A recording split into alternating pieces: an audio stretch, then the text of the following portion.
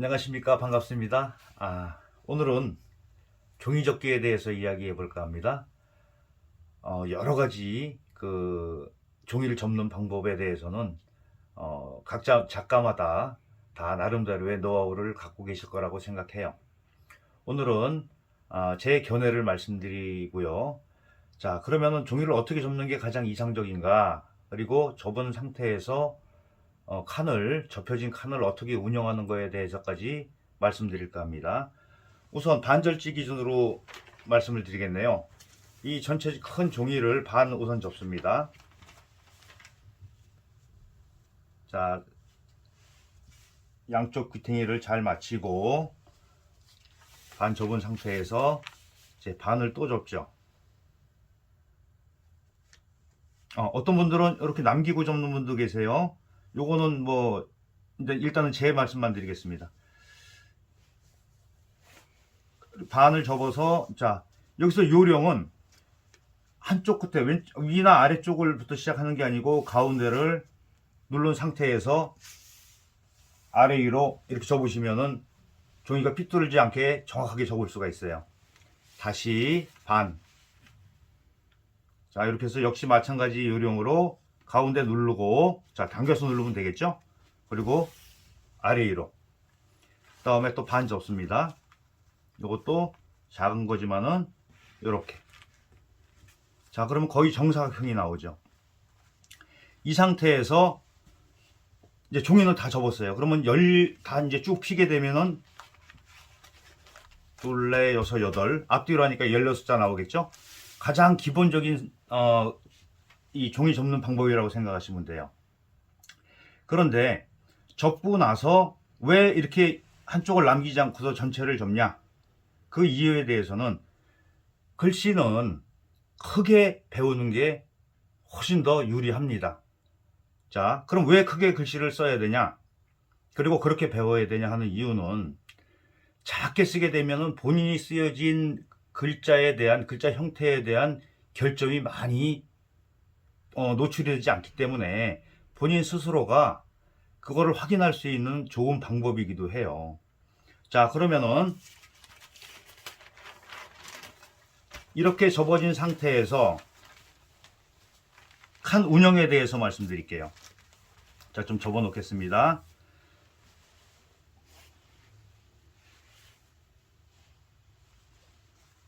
자, 사방이 다 똑같죠, 이렇게. 자, 이제 주먹으로 칠해 봤어요. 자, 이렇게 쓰여지는, 이렇게 칸이 형성이 되겠죠. 자, 이제 이 구궁지라는 게 있어요. 시중에 좀 찾아보시면 있을 것 같아요. 이렇게 해서 이런 형태의 종이도 있어요.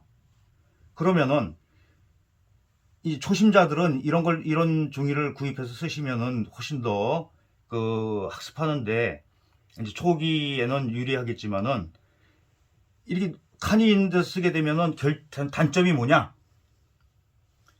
얽매인다 이거죠. 자유로운 표현이 조금 더 이제 초급을 벗어나서 중급 이상으로 갈 때 좀 그런 애로사항이 있을 것 같고요.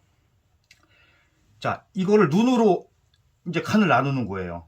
하나, 둘, 셋, 하나, 둘, 셋, 하나, 둘, 셋, 위아래로 이렇게 나눈 상태에서 이제 이제 서체에 따라서 칸을 어떻게 쓰냐가 구별을 할 수가 있을 것 같아요. 해서체 같은 경우는 사실 아래 위로 좀 긴 편이죠.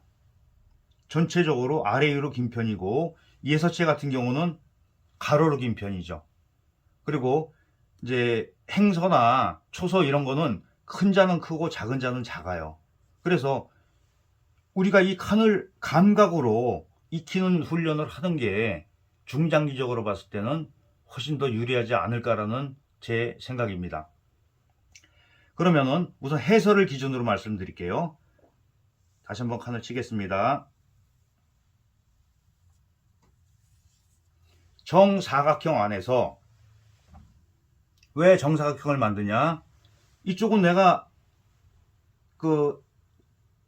계산을 해서 없다고 생각하시면 돼요. 이 부분은 없는 부분이다. 공간이 그러면은 아래 위로도 이만큼.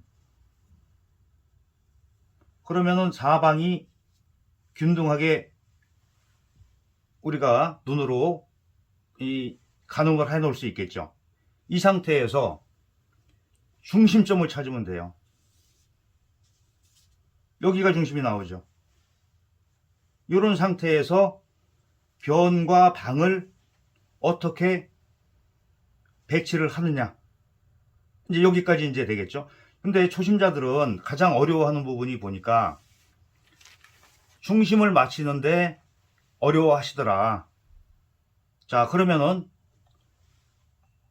우리가 일반적인 화선지를 가지고 이렇게 일일이 다 칸을 쳐놓는 건 좀 어렵겠죠. 쓰시기 전에 자, 이렇게 접혀 있는 상태에서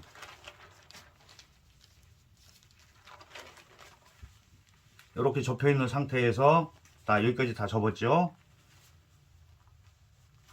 전체를 이렇게 대각선으로 끝과 끝을 잡은 상태에서 전체를 다 누르게 되면은 칸이 생겨서 운필하는데 지장을 받을 수가 있어요. 그러니 다 접지 마시고 끝에만 살짝 눌러주세요.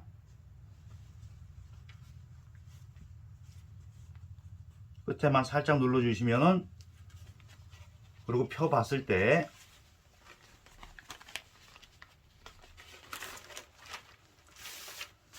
화면에 보이실려나 모르겠네요.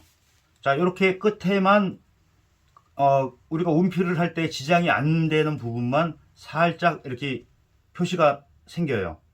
그러면은 훨씬 더 중심 맞추기가 좋겠죠.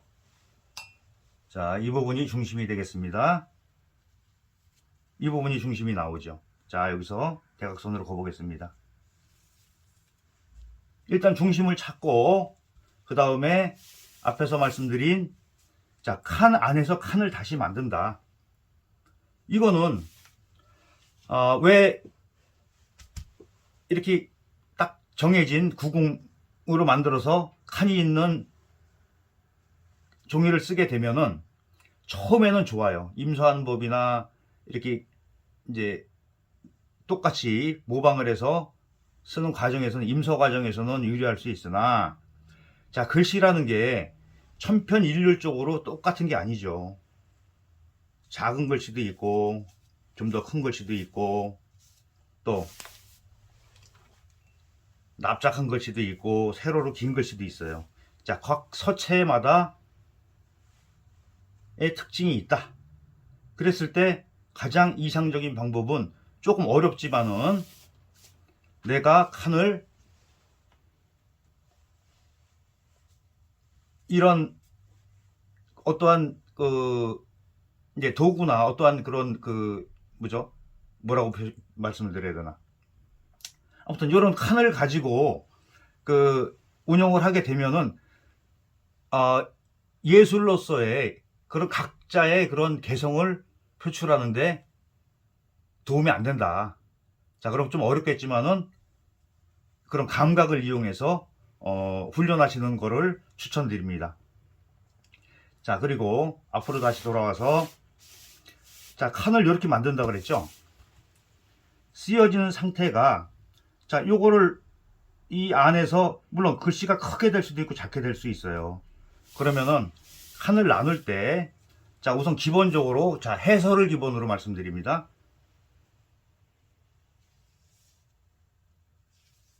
자, 한 칸, 두 칸, 세 칸을 나누세요.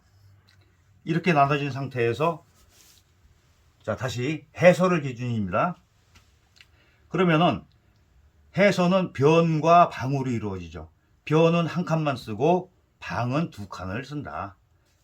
칸을 나눠주세요.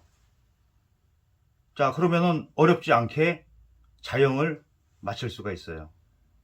자, 여기 이제 장법 맞추는 부분은 다음에 다른 영상으로 찾아뵙겠습니다. 오늘은 주요 목적은 왜 칸을 정사각형으로 접어 써야 되냐, 이제 거기에 대한 문제예요. 그리고 중심을 어떻게 맞추느냐. 자, 다시 한번 정리하겠습니다.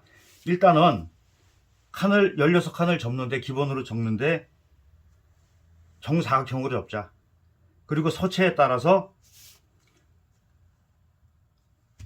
작은 글씨, 큰 글씨, 납작한 글씨, 아래로 세로로 긴 글씨. 이제 요거 구별을 되도록이면은 이런 기초 과정에서 탈피해서 중급 이상으로 가기 위해서 정사각형으로 우리가 눈대중으로 맞추는 훈련을 하자. 이게 이제 핵심인 것 같아요. 자, 이제 여러분도 도전을 한번 해보시기 바랍니다. 이렇게 해서 자, 다시 한번 반 접은 상태에서 이제 정리를 할게요. 반 접은 상태에서 반을 더 접습니다. 그리고 반을 더 접죠. 자, 이거 접을 때 요령이 있다고 그랬죠? 반을 접은 상태에서 가운데부터 중심점을 잡아놓고 아래 위로 이렇게 밀어서 접으면은 나중에 종이가 접었을 때 이렇게 삐뚤어지는 일은 발생하지 않을 거예요. 자, 첫 번째 요령이고요. 이 상태에서 칸 전체를 내가 어떻게 운영을 하냐, 여기에 대한 연구를 해보시기 바랍니다. 자, 오늘 영상은 이걸로 마치고요. 자, 제 영상이 도움이 되셨다면 구독과 좋아요, 그리고 다음 제 영상을 받아보실 수 있게 알람 설정까지 부탁드립니다. 감사합니다.